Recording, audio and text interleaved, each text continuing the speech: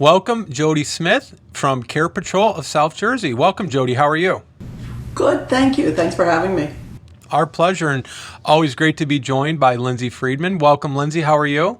I'm good, thanks. Thanks for having me back. Wonderful. Always great to help feature your partners at LTCareNav. You know, Jodi, I want to start in and kind of get right into it. Why do so many families avoid conversations about aging even when they know those discussions need to happen? That's the big question. And it actually amazes me sometimes. I think they're difficult conversations to have. Your parents are independent. You don't want to take over making any of those decisions for them. But you have to have those conversations early on while they can still have them. About finances, about your legal papers, about what their wishes are. It never fails to surprise me. I've had clients, their parents are 95 years older, and they have never discussed their parents' finances. And it's such a difficult personal thing to discuss with them. Even if it's, pick a one person. It doesn't have to be the whole family. Pick the one person you trust with. But they do put it off, and I just urge people, because what happens is there's typically an emergency or something that happens and nobody knows anything, and it really becomes so difficult because now you're piecing it together when somebody perhaps is hospitalized. Yeah, absolutely. And I know it's difficult to talk to a parent about mortality, right? And often we hesitate to bring those conversations up. And I always recommend to families, it doesn't have to be a direct conversation either. It could be something as simple as, if you're a daughter helping mom with Thanksgiving dinner, and you can use that I have a friend scenario. Mom, I have a friend, Lindsay, who, she was just telling me that her mom was telling her X, Y, and Z about her wishes and about what she wants to have happen. And you might get some feedback from your mom, and she might say, oh, that's crazy, or, yeah, that's something I've thought about. And it might be a good way to kind of come through the back door to start those conversations. Yeah, that's great. I use a lot, because I have been doing this for so many years with CarePatrol and even previously in senior care. I use a lot of stories from my clients that have happened before that come in very handy. If I'm talking to someone who's got these kind of diagnoses, I'll talk about, this is what happened and I want to avoid this from happening. We work with, especially like the legal documents, I work with a lot of elder care attorneys because I will want to have them do it. They'll give me information, private information. We'll start how I'm talking oftentimes to an adult child, but I will want to pass them off to someone who is going to be able to really protect them and discuss with them and talk about some of those legal documents. That sometimes is a way to get the door open with their parent. Let's go to an attorney. Then they feel it's safe to have those conversations. Yeah, absolutely. What are some of the most important topics adult children should be discussing with their parents before a crisis occurs? Probably one of the first things you want to do is, what is their wishes? And listen, I will tell you, 90%, 100% of most of everybody I work with say they want to stay home. And I've heard it all. And if they can do it, I think you want to help them to do it safely. Whether it's putting support things in the bathrooms, watching for your throw rugs, those kind of things. Have those conversations, but sometimes home doesn't work after a while. You want to have the conversations about home, about what those options are, whether it's home care, assisted living, and so many options. You want to have the financial discussions, and it doesn't have to be a deep, but it's, where are your personal documents? I was working with a personal friend with his mother, and before she had some declines, and mom would not divulge money, where things were, and when unfortunately when she ended up in the hospital, families in the house digging for papers. Like, just know where those things are so you can help your children. The biggest gift you can give to your children is let them be able to help you. And to understand also, we often, again, we get to 70, 80, 90 and people don't have powers of attorney. It's not, and listen, I hope you have families that you can trust and nobody's in there to, take your assets. But it's there to help you. If you are hospitalized, if they're not a power of attorney, they can't talk to the doctor. They can't pay your bills. I've seen people be in the hospitals for a long time, get their houses taken because no one's there paying their bills or their taxes. So there's got to be someone who can speak for you when you can't speak and be your advocate. And that's really that's really what we do at CarePatrol is be your advocate. If I'm helping, if I can help get you to a safe environment, great, but we're here to provide you with resources to make sure you're making that safe and appropriate choice. Yeah. And I know you know this, Jodi, as well as anyone. Many people don't understand the differences between home care, home health care, assisted living, memory care, skilled nursing, all these different, long-term care options. How can families begin educating themselves about these options and what the cost is associated with each of them? There's lots of information online. I mean, that's one of the things I think, we kind of pride ourselves on, and kind of being that expert in those areas. Even just when you're in rehab and they start using rehab, nursing home, skilled nursing, acute, subacute, all these words that people don't, unless you're in the industry, you're not going to understand what it means. I know when we are doing, particularly when I'm doing senior presentations, I will talk about those things so they understand that and understand how to pay for that.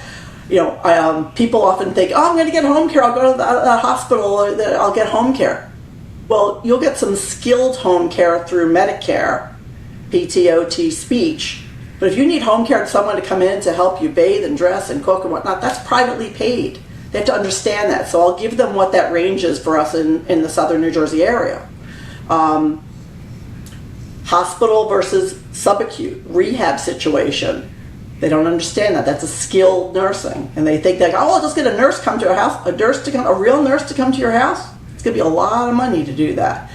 So when I do the math for them, what it's going to cost for, post-COVID, home care has become sometimes more expensive than assisted living, depending on their situation. It used to be I can get someone a live-in caregiver for $6,500. You can barely get someone in assisted living for that now. So it's really exasperated. So they need to know that. That's private, you're paying that, and if you continue, depending on someone's finances, if you're going to really work to keep someone home, you've really got to have a good understanding of those finances, because you may be spending down so much money that when that disease process continues, they're not going to be able to really have those great options for assisted living that they might need. Yeah, and I would just add to it too, and I'm sure you've seen this, Jodi. We've had families who've moved their loved ones into assisted living because they thought, this is nice, they're going to get all this help. And then they end up finding out either they have to move their loved one out because they don't meet that criteria like they were told they did, or they need to bring in an outside company now to not only pay the assisted living, now you're paying the outside company to provide the care that their loved one needs. So now they're kind of double paying for the care they thought they only had to pay for once. Right. Listen, it happens, and one of the things I think when you work with someone, an expert from CarePatrol, is that we know the care capabilities of the communities that we work with. I literally say I can tell you about the region. So when someone says, my friend's mother is here, I'm going to that may be a great building, but medically, I don't think it's appropriate for your parents, and maybe financially, it's not going to work for your family. So it's always about, tell me about your parent. Yeah, I've had those calls after people have done just that, and it's where they're telling me, oh, they couldn't take care of them, and my mother doesn't. Oh, my mom was a little confused. I chose a building that was really pretty, and I didn't really know the care capability. And we come in and say, they don't have memory care there. So, now that your mom's advanced, I may get those calls back. So we help them right from the start to be able to first understanding what the needs are, the finances, all those things, and then find those appropriate communities for them, and then tour with them and go with them and help them find that appropriate care option, because that's terrible. And it does happen where they can't provide the right level of care. I'm in the southern New Jersey area. We're lucky to have, I've got some really, I have a lot of communities that will do some high levels of care that I'm real confident will do a two-person assistance. Years ago, if someone needed a Hoyer lift, and for those who listening who don't know, it's kind of literally a lift for someone who's non-weight bearing. That was an absolute skilled nursing in a nursing home kind of situation. I've got a couple buildings that will do that now. I have been able to help people that I've never able to help before. So it makes me really happy to be able to say yes to them instead of, I'm so sorry, it's going to have to be a nursing home. But knowing our care capabilities in every one of our communities is how we're able to hopefully avoid the situation that you're talking about. and really be able to get them in the appropriate care. That's always, we always say that. They go, we want safe and clean and whatnot, but it's having medically and financially in the right place for them. Yeah, absolutely.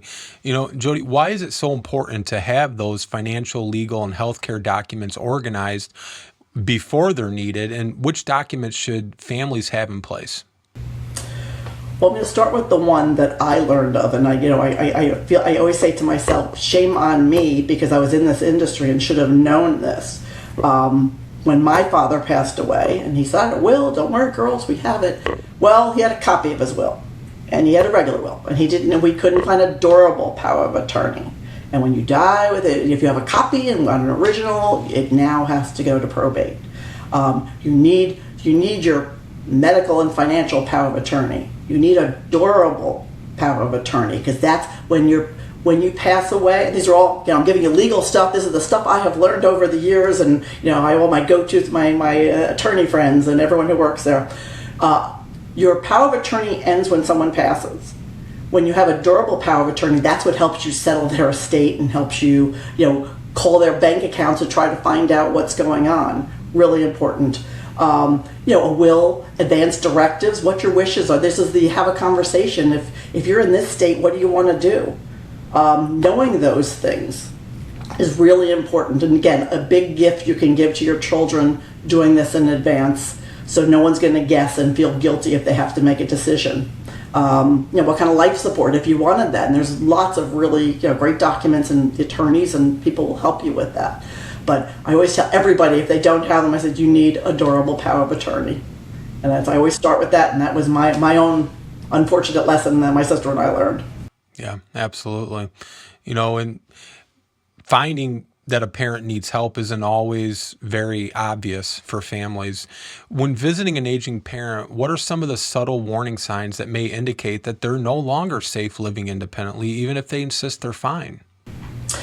Yeah, I love this one, because this is the conversation you go, hi, Mom, how you doing? Oh, good, honey, how are you? You doing all right? Oh, great, how's the kids? Conversation, right? What they didn't tell you, they had a fall, the house is disheveled, whatnot. What I see, this is, again, from talking to so many people over the years, someone says, oh, my mother's house is cluttered and whatnot. I said, how'd she used to be? Oh, her house was spotless. Someone years ago had a client, they were working with like an aunt. And she goes, oh, I went in, all my aunt's things were all over the dining room table. I said, what was she like? Oh, she was meticulous. I said, I'll tell you, she probably has dementia. I will tell you, it's good. Just someone who is meticulous and clean and keeps a house like that, you start seeing them disheveled and things all over. They're having trouble managing themselves and their bills and all those things. Spoiled food in the house. Mail that's piling up. Unopened mail. Someone who usually was pretty put together and whatnot, you're seeing them in dirty clothes. Same thing you saw wearing 2 days ago, 1 day ago. Those are the kind of things, they're not home. They don't want to tell you. A bruise, unexplained bruises. Check the car. How's your mom doing in the car? Oh, they're fine. She just goes local. Check, make sure there's no dents. That's a whole nother conversation. Is the driving that's going to be a whole nother conversation. But those are the kind of things you want to see them and have those conversations. I had a recent family I'm working with, and kind of families working from afar. Oh, he's fine. He's living alone. He's just having some declines. Well, first couple times I saw them okay. And the next time, now we're needing a wheel. This is people telling me he's independent. He needs independent living and whatnot. The next time, finally, they saw what I saw and heard and whatnot. He needs a wheelchair to get around because he's having some bad days and whatnot. And I had to have the conversation of, you've got to look at his house. You've got to look at him. This is not independent. He can't even walk. We were using a wheelchair for him. Not safe. So go to the home, see how they're getting around. See, is he eating? Well, I bring him food. Is that food getting eaten? Have you lost? This is the other one, really big. I've seen this a lot when people go, my mom's a little confused. A little dementia, I like that. I always call that as calling maybe a little pregnant also, right? When you bring them food, they may eat when you're there. But if you, I put all these food in there and I come in there and the food's still there, that's because if they have dementia, yeah, they're hungry, they go in the kitchen, they don't always remember what they have to do after that. I often say, my mom's had a 15-pound weight loss. But when we take her out, she's eating. Yeah, she's hungry because you're eating and she knows what to do, and we're all involved with that. So these are so important because parents, we know how to hide it, right? I'm good, honey. And I just think those boots on. And if the kids live out of town, sometimes it's those occupational and physical therapists that are at the home that are sometimes in there. We'll get calls from them and just go, this woman needs help. They need help. So that's how it's important, because they can hide it. You need to see them and really see what's going on. So many factors. Absolutely.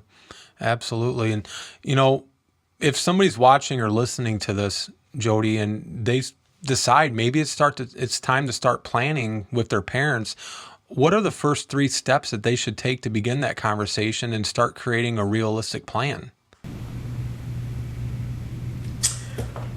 Sometimes, first having the conversation and see and observe what they think they're seeing, because the parent may deny whatever. There's nothing wrong with my memory. There's something wrong with you. Nothing's wrong. Make the observations and then talk to someone like us, like CarePatrol, to really hash that out. Because I love when people call, if you pick up the phone to call me, there's an event that has occurred, or you're seeing something, or you're feeling like something's not right. And the earlier we are involved, the sooner, because I'd rather have the plan. I tell people, and a lot of times I'm with the adult children, not the senior themselves. Matter of fact, it's easier sometimes. I'd rather do the homework and look at places than bring them after we have done that. And I said, listen, we're just kicking tires, because I want them to just not feel any pressure. We're just looking for now. Because it's hard to tell somebody you're going to move. Where am I going? What am I doing? What not? And it's not until you see a place and go, oh yeah, I can see myself here, or the daughter, I can see mom here. So you want to have those conversations. We're going to want to know what's going on. And I think there's a lot of unrealistic understanding of what's going on. Oh, mom's a little declined. Yeah, I set up her pill boxes for her, but there's pills. Are there pills? Sometimes they're all gone by Wednesday. Home's not working. You don't want to mess with someone's medications like that. So those are conversations we want to know, and I kind of take them from let's go take a look, because let's talk about home care, let's talk about assisted living, and let's talk about that time frame. Then we go, we're looking for 6 months to a year. Home's not working now, and I think things are going to escalate at that time frame. So we really do have that time, that working with them to get that in line. Even the medications or any kind of decline, I think it's okay to talk to someone like us from CarePatrol to start that conversation. And I always say, if it's not me, I probably have 20 people on my phone who I can refer you to, whether it's an attorney, a mover, many home care agencies that can help support them, but to help them be in a safe environment. Because if they're, I always say, the events are not going to occur when you have a free weekend. It's going to be as you're about to have a holiday dinner. This month, everyone's taking their kids to college. We've got a couple people who teetering on that, or during your vacation, and that is when they're going to occur. So have the plan so you're ahead of it. And even if we go and we get all that, they talk with us, we go out and tour, maybe we're not ready because maybe they put home care in place and we're helping them do that, but that's the Band-Aid. And I think we need to know that and have that plan, because it might be, okay, we've looked at this, we like this place, we're not ready. Okay, now I've got a plan, because then I have people sometimes, cute lady I worked with some years ago, we had a plan, she wasn't ready, very in control of what she wanted, had a fall, her shoulder awful, trying to live by herself, and got home care. And remember where she was, it was a Saturday, it was October, it was a beautiful fall day. She called me and says, Jodi, I'm ready. Okay, I will pick you up on when she didn't drive. I will pick you up, where she knew exactly, she had already picked the community. We will go pick out your community. We will go pick out your apartment. So I love that. That's a wonderful, very in control woman that she wanted everything, but she had it all tied up when she was ready. And it was time for her. And had lived many years very successfully and active in a community. Yeah, and it's important. I love to tell families, Jodi, make those decisions when it's in your ability to make them for yourselves or for your family, not when they're made for you, right? Don't wait till that crisis. Yeah, I'm laughing because I'm actually, you're stealing a line from me. There was a woman who worked for me many years when I worked in assisted living. And I ran into her some years after this. I said, I just want you to know, I stole this line. I use it almost all the time. And it was, make the decision while the decision is yours to make. And usually we're saying that to the senior. Because if you're not part of this, the way to stay independent is to be proactive about your next step. If you help make this decision and you're on board for this, doesn't mean it's now, but you're going to be part of it. If not, an event is going to occur and your daughter, who doesn't really want to do this on her own, or your daughter or your whole family are going to make this decision for you. It's a very moving part. We want you to be independent. You can do that by being proactive about your next step. Absolutely. Well, Jodi, as we close here, first, thank you for your time and the work you're doing at CarePatrol South Jersey for supporting these families and their loved ones. What's the LTCareNav partnership meant to you? It's been great. I mean, from the first presentation we heard from Lindsay, it's always been really great. An opportunity to kind of spread our word online more. A lot of times we have a lot of professional relationships and whatnot, and I could say I've probably seen the increase already in a growing world of online presence. It's always say everyone's got a mother, brother, sister, aunt, and everyone communicates in different ways. And obviously, I'm lucky enough. I'm in 11th year operating CarePatrol. We've got lots of client referrals and word of mouth and whatnot, but there's so many more, and I'm so glad to be able to grow that in other fashions now with them. Wonderful. And Lindsay, where would you like people to go if they're interested in partnering with LTCareNav? You can go to LTCareNav, and we have a tab for providers, and we are also have a national partnership with CarePatrol. I can tell you I've talked to every owner who's come on the site, and they are all wonderful. So if you're not in the Jersey area, there is another CarePatrol that you can find through us that would be available to help. But Jodi really is as amazing as she seems, having gotten to know her, and we are honored to have you as part of our team. Thank you, so appreciate it. And like I say, I love what I do every day, and it's to help. Every day is a different journey with different families and whatnot. So everyone is different, and just so appreciate being able to spread the word. Appreciate you. Well, Jodi and Lindsay, thank you guys so much. We look forward to talking to you guys again in the future. Thank you. Thanks so much, Lance. Appreciate it.